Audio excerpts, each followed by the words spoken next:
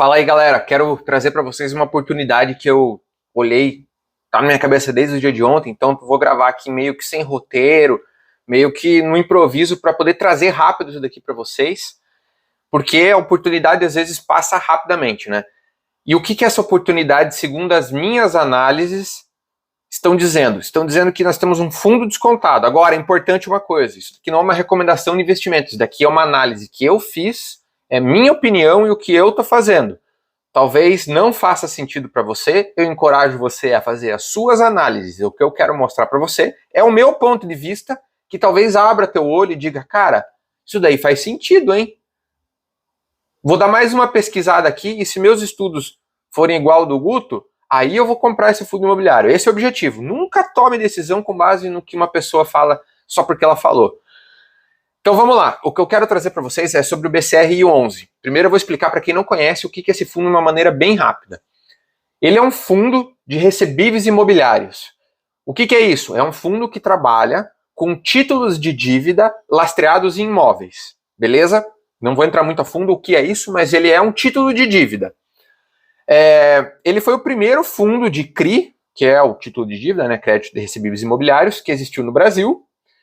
E, curiosamente, além de ser o primeiro fundo de CRI do Brasil, ele foi o primeiro fundo imobiliário que eu comprei há muitos anos atrás. E é um fundo que eu gosto muito, sabe?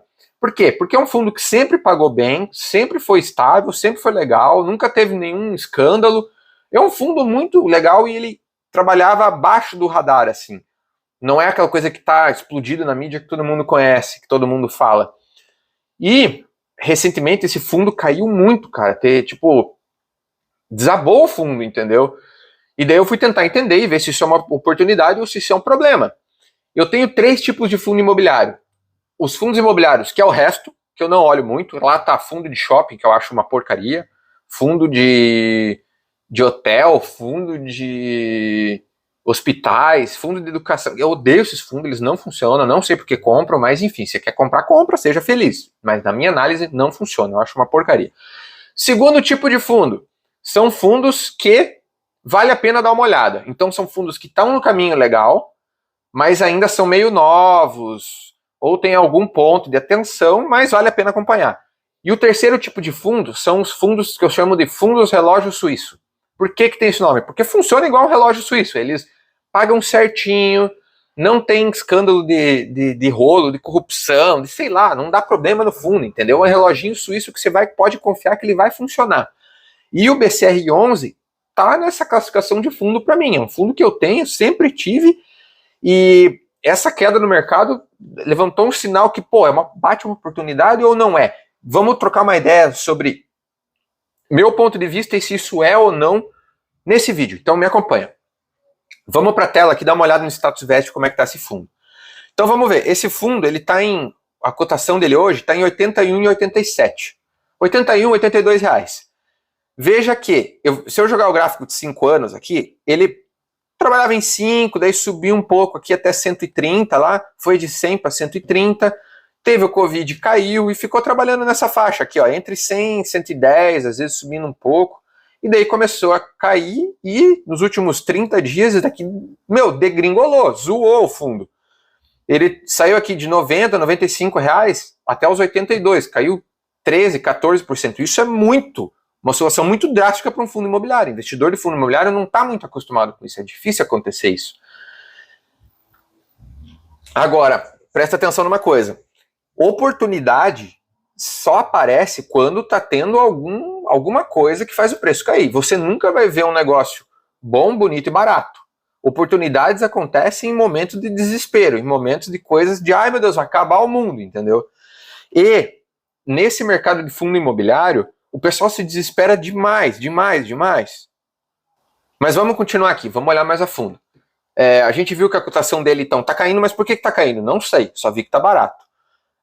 Veja, o valor patrimonial da cota é de 100 reais, ou seja, lembra que eu falei que ele é um título de papel, que ele negocia dívidas de recebíveis imobiliários. Então, o valor de uma cota é de R$ 100,38. R$ 100,38 do quê? Do que vale o imóvel? Não, de dívida. É uma dívida no total de R$ 100,38 que deveria valer uma cota. E ela está sendo negociada a 82. Ou seja, você está comprando uma dívida que é dinheiro por menos dinheiro do que ela vale. Não é pouca coisa, é tipo,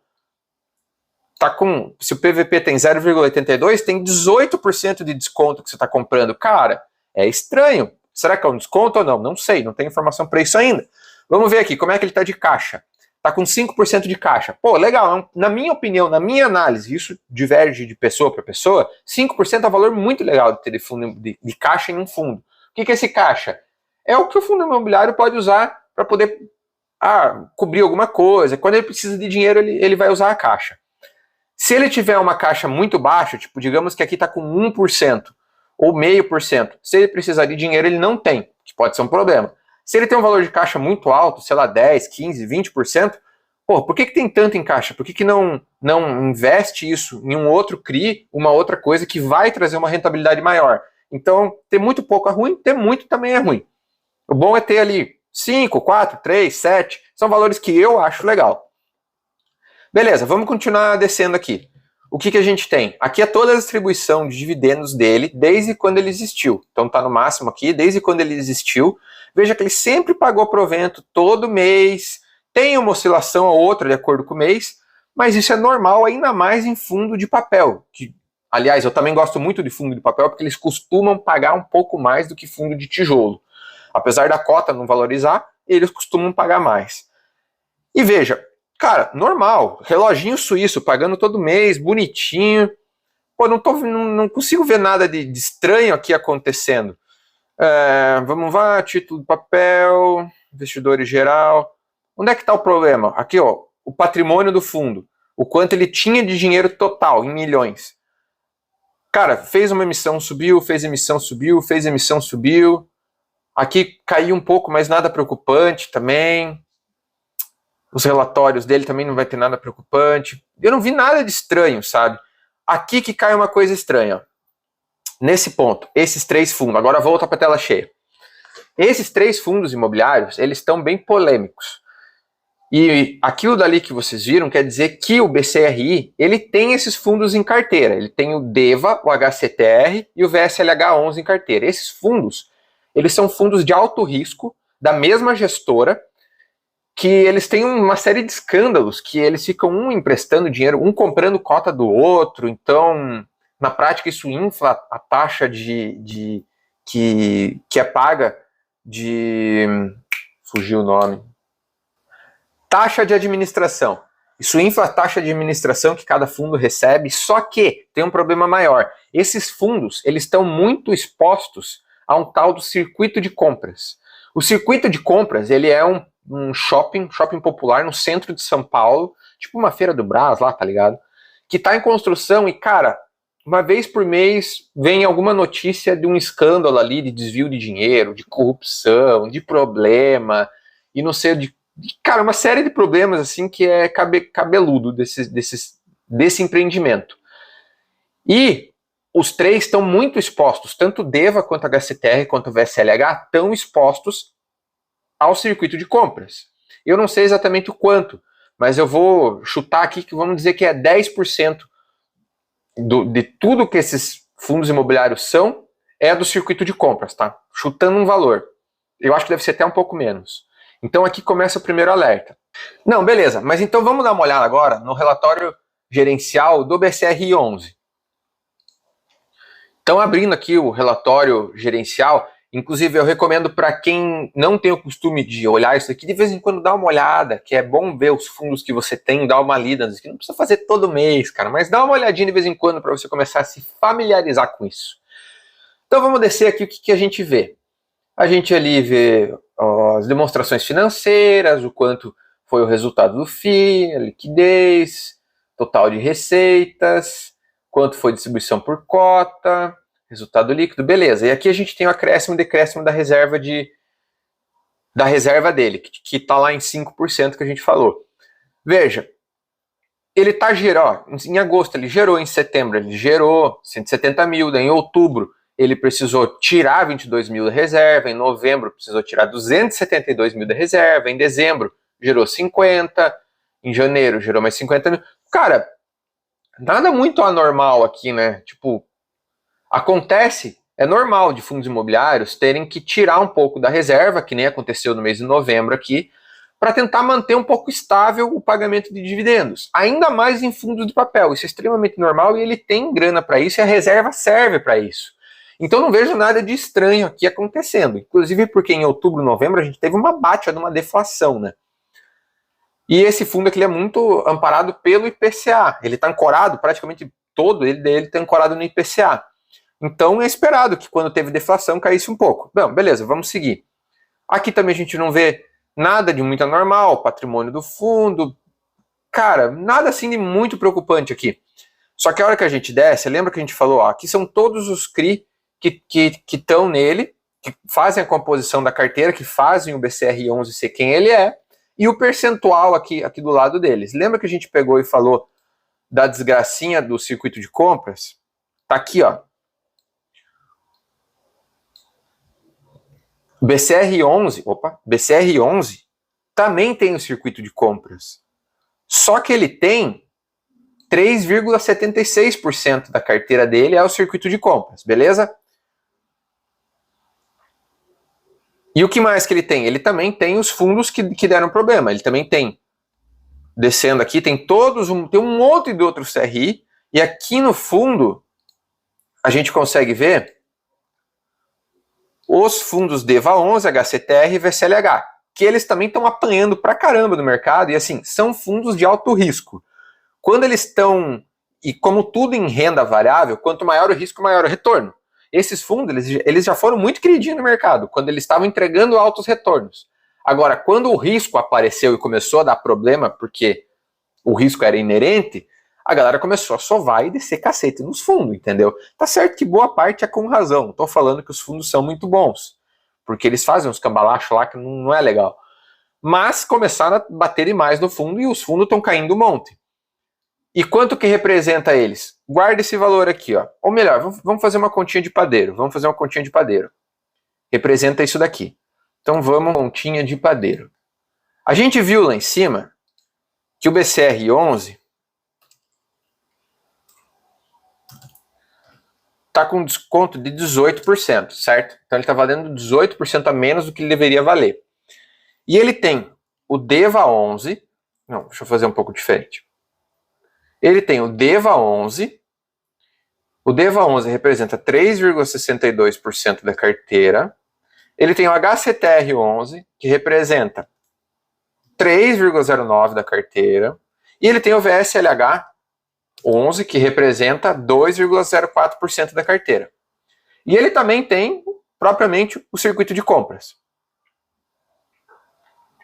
Cadê aqui circuito de compras? Representa 3,76% da carteira. Então, circuito de compras, 3,76% da carteira. Tá. Agora é o seguinte. Vamos fazer uma conta aqui. O BCR hoje está sendo cotado a R$100. Quer dizer, o valor patrimonial dele deveria valer R$100, certo? Ele está valendo quanto? R$82.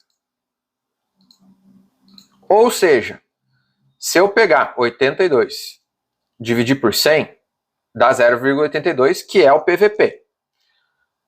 Ele está com desconto de 18% do que ele deveria valer, beleza? Deixa eu ajeitar isso daqui.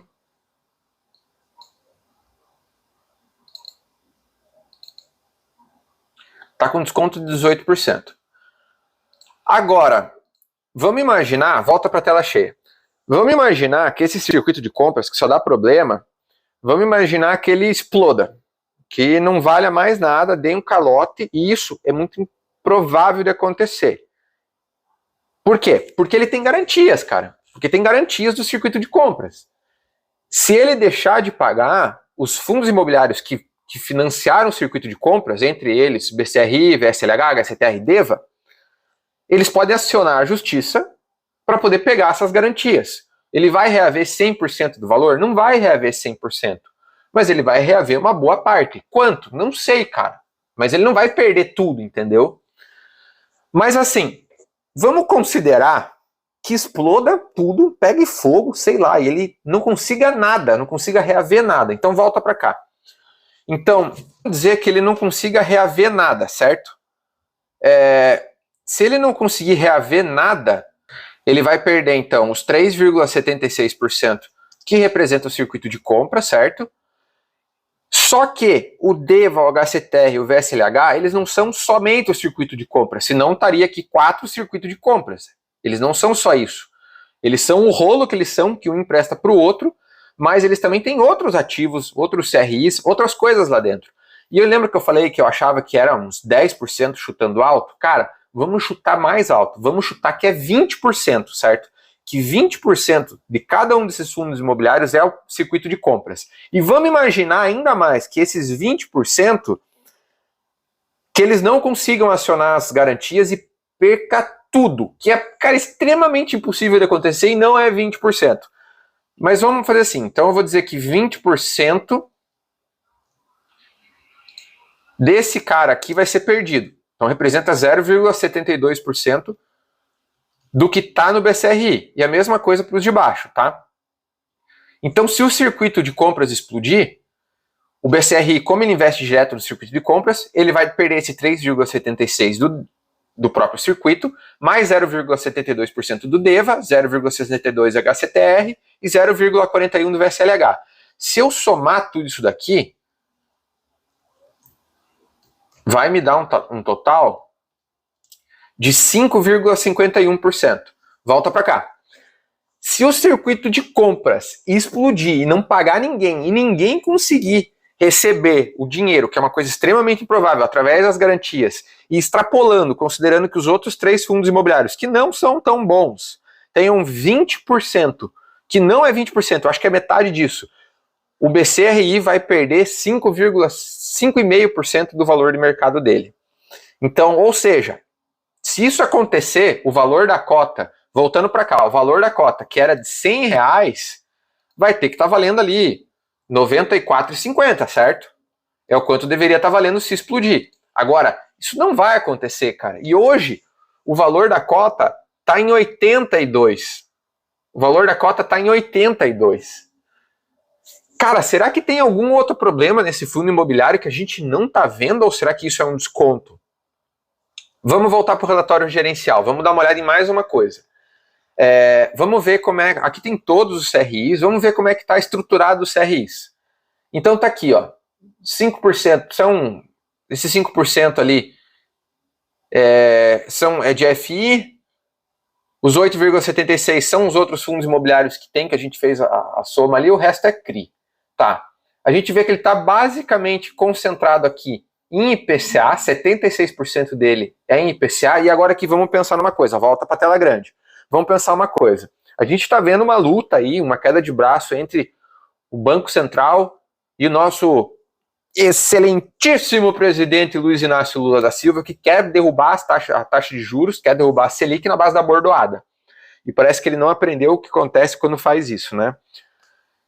Porque, graças a Deus, o Banco Central é independente. O que acontece se ele vir e falar, não, eu vou fazer uma canetada e quero baixar a Selic na base da força? O que está atrelado ao CDI, automaticamente está atrelado à Selic. Então vai caindo a Selic, essa parcela de rendimento atrelada à CDI vai ser menos interessante, porque vai começar a render menos. E se é forçado uma queda na Selic fora da hora, o que vai acontecer com a inflação?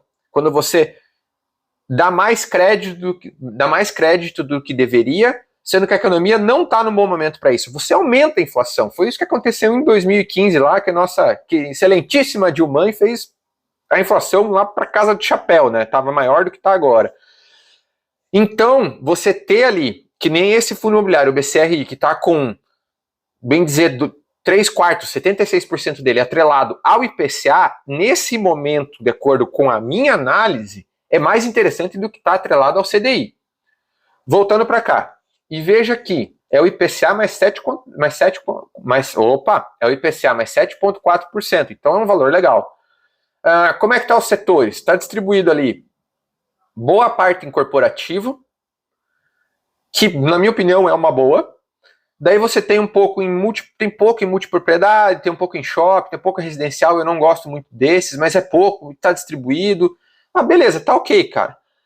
Como é que tá as composições de série? Bem dizer, 99% delas é sênior ou única, que é o melhor tipo que pode ser, muito melhor do que uma subordinada ao mezanino. Então é isso que você quer. Se fosse preferencialmente 100% sênior seria melhor, mas tá 99% sênior. Tá ótimo isso daqui, cara. Tem um pouco de GP que vai vencer logo, o resto, boa parte dos IPCA vence para daqui 3 anos, mais de 3 anos. Duração da carteira é 3 anos e meio. Distribuição geográfica, a maioria da distribuição está ali na região sudeste. Região sul tem um pouco, região nordeste tem um pouco. E, cara, na minha ver também a distribuição tá boa. Porque onde é que tem mais oportunidade de crise, essas coisas? No eixo Rio-São Paulo ali, né? Tem bem mais do que no Amazonas, por exemplo, por isso que lá tem 3%. Tá, vamos ver os outros CRI. Para quem mais que ele empresta? Será que ele empresta para coisa que é problema? Aí pode ser um pepino, né? Vamos descer para ver onde é que tá. Para quem mais está emprestando. Então tem aqui, ó, essa construtora, Abdo Construtora, tem aqui Allianz Sonai, que é uma empresa de capital aberto na bolsa, Alço 3, que, cara, tem indicadores sensacionais. Eu gosto bem mais de ações de shopping do que fundo imobiliário de shopping. O que mais tem aqui, cara? Vamos descer rapidamente. Tem Balarote, tem Banco do Brasil, tem Vibra Energia, tem Cassol, tem a desgraça do circuito de compras, tem Correios, Creditas, Direcional Engenharia. Cara, tem uma porrada de empresa grande boa aqui, ó. O que mais tem? Tem Cogna, tem loteamento aqui, com hipoteca de imóveis. Veja, tudo aqui tem garantia, né? Tudo tem garantia. Vamos ver o circuito de compras lá. Circuito de compras aqui, ó, tá vendo? Garantias, alienação fiduciária de ações e cessão fiduciária de conta vinculada. Cara, tem garantia? Tem ali... Cara, tem um monte de empresa boa aqui. Tá, voltando para cá. Então vamos tentar concluir, porque acho que o vídeo já vai ficar um pouco longo. Cara, será que isso é oportunidade? Se o circuito de compras explodir e ninguém receber, vai ter um impacto que vai causar uma queda de 5,5% no que deveria valer o BCR11. E hoje ele está com um desconto de 18%. E eu acho que não vai acontecer esse cenário de explodir o circuito de compra e ninguém receber mais. Cara, curioso, né? É uma coisa assim... O que você acha? Você acha que é vantagem, é uma oportunidade? Eu tô achando, comprei mais umas cotas hoje, provavelmente vai comprar mais para frente. Me diga se você acha uma boa ou não, beleza? E se você gostou dessa dica, desse vídeo assim mais despretensioso, um vídeo sem script, também me diga para poder saber se é melhor assim ou se é melhor fazendo script, sendo mais sucinto e direto ao ponto. Beleza, gente? Obrigado, bons investimentos e não deixe nenhum assessor te enganar.